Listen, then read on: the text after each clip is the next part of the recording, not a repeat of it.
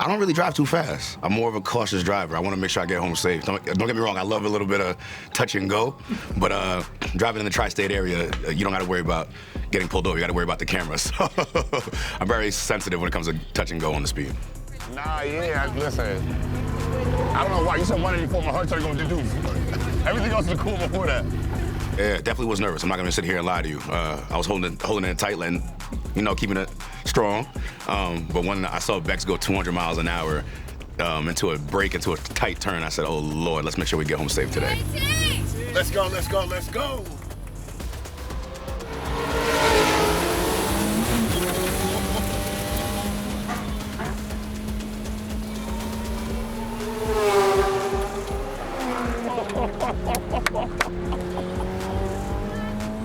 He went over 220 miles an hour, and I saw a turn coming, and I looked at him like, we breaking or not?